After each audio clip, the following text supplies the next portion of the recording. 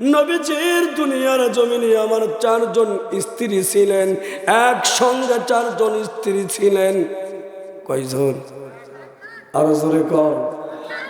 ছেলে মানুষের 4টে বউ রাখা যায়, আলহামদুলিল্লাহ। কোন কয়টা বউ? 4টে স্ত্রী, 4টে ঘরে রাখা যায় আছে। সবাই 4টে করে বিয়ে করবেন। সাফরা মানুষ কবে হুজুর তুমি খালি আমার কোনদিন আসো?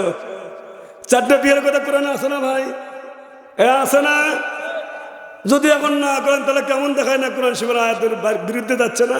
এই জন্য নিয়ত করেন 4টে করে বিয়ে করবো। সম্পদ যদি আল্লাহ দেয়, আল্লাহ সম্পদ দিতে, শরীর দিতে ভালো এবং হকদারে হক আদায় করতে পারবেন, তাহলে করবেন, সমস্যা কি? না ভাবিক থেকে অনুমতিটা নিয়ে, অনুমতি ছাড়া কিন্তু কাম করা যাবে না। আবার এটা আবার কয়েন না হুজুর বিয়ে করবে কয়ে গেল আর করবো, অনুমতি কিন্তু ভাবিটা লাগবে আগে। নবীজির 4 জন স্ত্রী ছিলেন দুনিয়াতে, মনোযোগী হন। আমি কোরআনের বাহিরে কথা বলি না, কিন্তু উদাহরণ দেওয়া লাগে তাই। নবীজির স্ত্রী ছিলেন 4 জন দুনিয়াতে।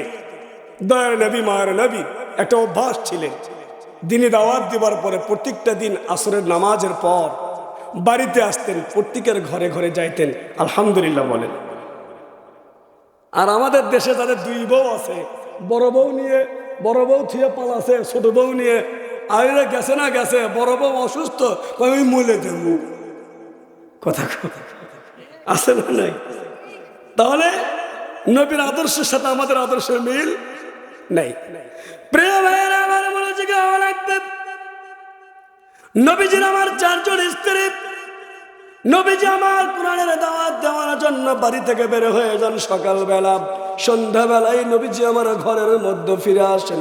দয়ার নবী, মায়ের নবী ঘরে আসার পর সর্বপ্রথমে একটা কাজ করতেন, একের পরে এক স্ত্রীর ঘরে ঘরে যাইতেন।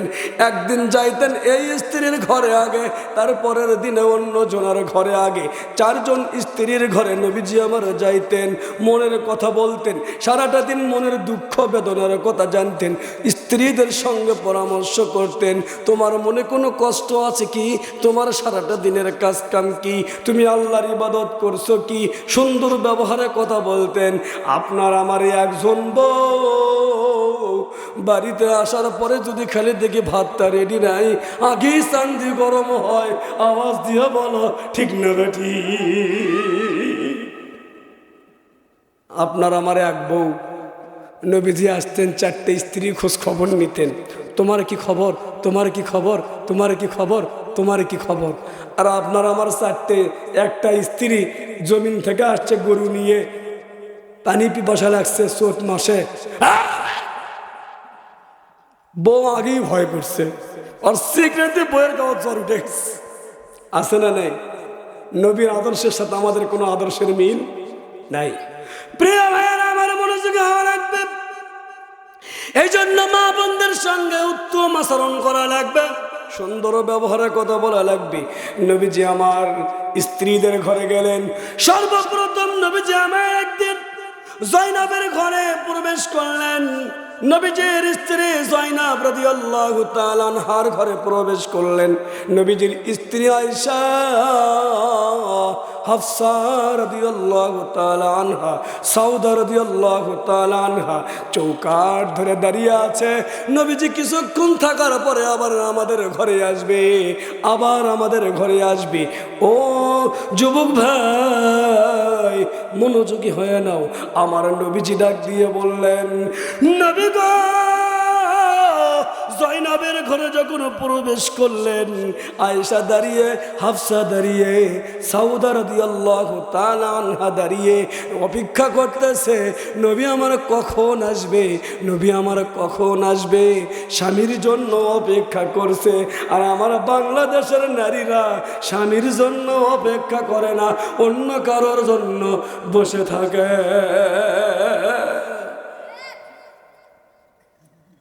কইবেন হুজুর কেন এ কথা আপনি কইলেন কে? গতকাল জামালপুরে 2 তারিখে মাহফিল ছিল। মাহফিল থেকে আসার পরে একজন ভাই সৌদি আরব থেকে আমার ফোন দিয়েছে, ভাই আপনার ওয়াজ ভালো লাগে, তাই আপনাকে ফোন দিলাম। একদিন ভালো কথা বললো, 2 দিন 3 দিন পরে করছে ভাই আপনার সাথে কিছু গল্প করতে চাই। চিন্তা করলাম আল্লাহ বিদেশি ছেলে আপনারা কি মানে কয়, কই দেখি 2টা কথা কই। 2-3টা কথা কবার যায় আল্লাহ দুঃখের কথা শুনে মনে হলো যে জীবন থোয়ার থেকে না থোয়াই ভালো। কি আছে ভাই? হুজুর 9 বছর থেকে বিদেশ করি, একটা ছেলে একটা মেয়ে আমার। মাঝখানে ছুটিতে আসছিলাম একবার হুজুর, এরপরে আবার আসছে, আর যাই নাই, নিয়ত করছি একবারে চলে যাবো। চলে যাওয়ার কথা শুনে আমার বউ ফোন ধরিচ্ছে না, 19 দিন হলো। চলে যাওয়ার কথা শুনে হুজুর আমার ফোন ধরছে না, বউ আমার 19 দিন হলো। চিন্তায় পড়ে গেছি হুজুর। কইলাম ভাই চিন্তা করে লাভ নাই, ওই বউ আর তোমার নেই। আর নবীজির স্ত্রী স্বামী আসবে দেখে দরজায় দাঁড়িয়ে আছে, আমার স্বামী এখন আসবে। আর আমাদের বউ মায়েরা আজকে স্বামী আসলে কাম আরো বেশি দেখায়, ব্যস্ততা। স্বামী আসলে কামের ভন ভনে উঠে যায়, কথা কোন নাকি। আর অন্যজন আসলেন আসলেন নিজ দেয় আবার ঠিকই তার দিকে তাকায়, আছে না নেই? নবীজির 3 জন স্ত্রী আয়েশা, হাফসা, সাউদা রাদিয়াল্লাহু তাআলা আনহা এক জায়গায় দাঁড়িয়ে বললেন, ও বোন, নবীজি আমার জয়নাবের ঘরে প্রবেশ করলো, আজকে লম্বা সময় দেয় কেন? নবী তো এতক্ষণ সময় কোনোদিন দেয় না। নবী যদি ওখানেই সন্ধ্যা বাজায়, ওখানেই যদি মাগরিবের সালাত হয়ে যায়, তাহলে আমাদের ঘরে আসবে কখন? আয়েশা বললেন না না না, এটা হতে পারে না। হাফসা বললেন, আয়েশা রে, আমার নবীকে নিয়ে এমন কোনো কথা তুমি বলিও না। আমার নবী কিন্তু বিনা কারণে এত সময় দিচ্ছে না। সাউদা রাদিয়াল্লাহু তাআলা আনহা বললেন, তাহলে তুমি কও কৃষক নবীটি বসে আছে, 3 জন অপেক্ষা করিচ্ছে স্বামী আমার আসবে, কিন্তু আসে না, অন্য স্ত্রী ঘরে সময় বেশি দিচ্ছে। সাউদা রাদিয়াল্লাহু তাআলা আনহা বললেন, বুবু তাহলে তুমি কও কৃষক আসছে না। হাফসা বললেন, সাউদা রে, ও আয়েশা, সকালবেলা জয়নাবের হাতে আমি মধুর পেয়ালা, আমি মধু দেখেছি। নবীজি আমার মিষ্টি খাবার বেশি পছন্দ করেন। আমার মন বলছে নবী মনে হয় জয়নাবের ঘরে বসে বসে মধু পান করতেছে। যা কথা তাই মিল, নবীজি বসে বসে মিষ্টি খাইছেন আর অন্য স্ত্রীকে সময় একটু পরে দিবেন। এরা 3 জন এদিকে মিটিং করিচ্ছে, নবী খেলে আজকে আসুক, যা কওয়া লাগে কম, কথা কোনো আছে না নেই। এইবার আসলেন নবী। আয়েশা বললেন, শোনো, নবী যখন আসবে তখন আমি বলবো নবী আপনার মুখ থেকে গন্ধ বের হয়। হাফসা বললেন, না, এত বড় কথা বলা যাবে না। সাউদা বললেন, না বলবো, আমরা বলবো মধুর গন্ধ বের হয়, নবীকে কষ্ট দেব না। নবীজি আমার চলে আসলেন। আল্লাহর নবীর স্ত্রী আয়েশা ডাক দিয়ে বললেন, ইয়া রাসূলুল্লাহ, ইয়া হাবিবাল্লাহ, নবী গো, আপনার মুখ থেকে কেন জানি গন্ধ পাওয়া যায়। নবী আমার মুখের মধ্যে হাত দিয়েছে। নবী আমার মুখের দুর্গন্ধ পছন্দ করতেন না, নবী আমার মুখে হাত দিয়েছে। আয়েশা যখন এমন করে বললেন, হাফসা বললেন, ইয়া রাসূলুল্লাহ, ইয়া হাবিবাল্লাহ, নবী গো, মন খারাপ করবেন না, বেয়াদবি মাফ করবেন নবী, আপনার মুখ থেকে দুর্গন্ধ বের হয় না। ইয়া রাসূলুল্লাহ, ইয়া হাবিবাল্লাহ, নবী গো, আপনার মুখ থেকে যে দুর্গন্ধটা বের হয়, এই দুর্গন্ধ নয় নবী, এটা সুগন্ধি বের হয়। এইবার সাউদা রাদিয়াল্লাহু তাআলা আনহা ডাক দিয়ে বললেন, নবী গো, আপনি মনে হয় জয়নাবের ঘরে একটু মধু মনে হয় বেশি খেয়ে ফেলেছেন, আপনার মুখ থেকে মধু গন্ধ বের হয়। কৌশল করে বললেন, কত সুন্দর কৌশল করে বললেন না। আর আমাদের দেশের মেয়েরা এতক্ষণ দেরি হলো কেন, কতক্ষণ লাগে। হঠাৎ যাবো আসবো দেরি হবে করে ওই ভাষা আর কইলাম না, এটা না ভাষা এক না কয় ওখানে আর কইলাম না। হাই রে মনে হয় ছোট ভাই শাসন করিচ্ছে আছে না নাই? আর নবীজির স্ত্রীকে আদর্শ দেখছেন, আর একের আদর্শ হাটুর থেকে যাইতে না দেরি হলে আসুক খালি আসুক খালি আসুক খালি বাচ্চাদের উপরে শাসন করিচ্ছে, মানে বুঝাচ্ছে স্বামীকে, স্বামীও নরম হয়ে গেছে। নবীজি আমার বললেন, আয়েশা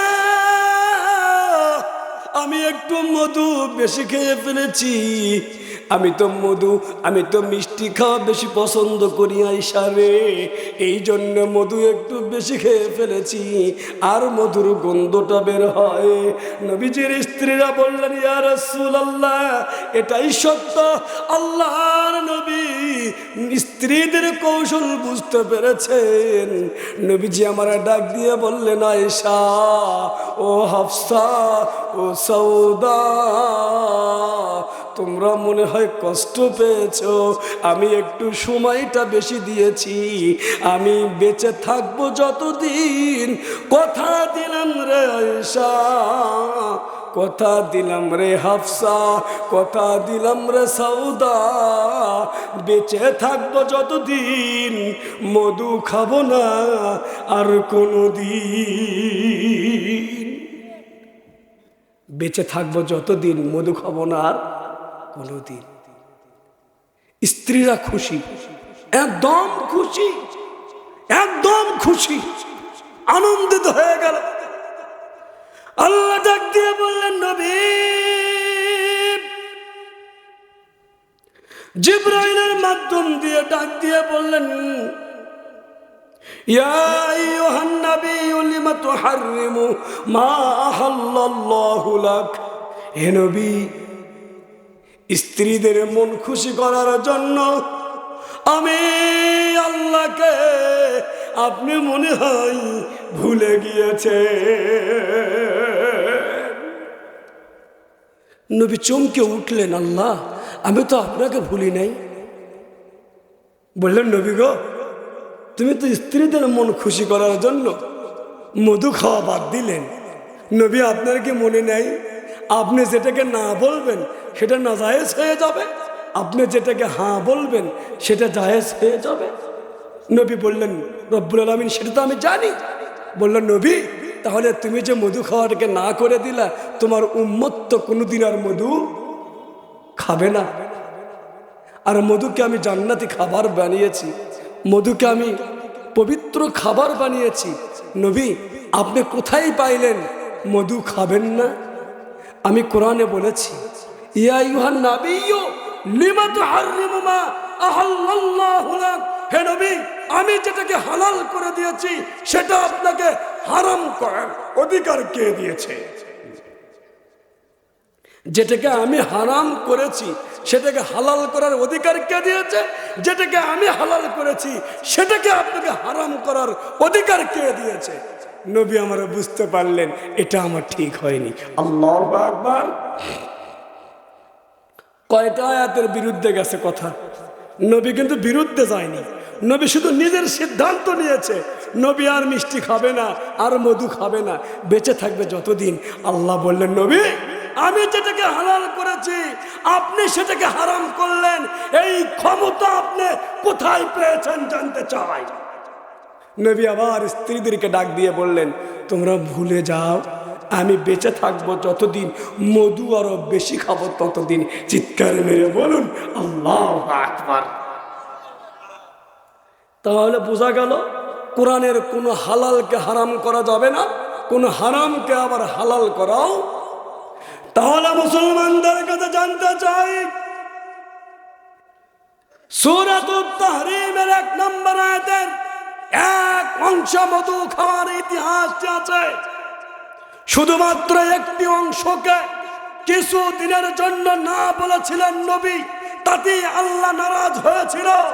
এখনো বাংলাদেশের মানুষ যারা কোরআনের আইনকে অস্বীকার করতে চাচ্ছে, এদেরকে এই ক্ষমতা দিয়েছে কে? আওয়াজ দিয়ে বলো ঠিক না বেটে? কথা কন ঠিক না বেটি? এক আয়াতের এক অংশকে কিছুদিনের জন্য নবী আমার বিরতি করেছিল, তাহলে তুমি যে কোরআনের বহু আয়াতকে বিরতি করতেছ, তোমাকে আল্লাহর দরবারে জাররা জাররা পরিমাণ হিসাব দেওয়া লাগবে। রাগ করলেন মনে হয়। প্রিয় মুসলমান ভাইয়েরা, আমার শেষ প্রান্তরে চলে এসেছি।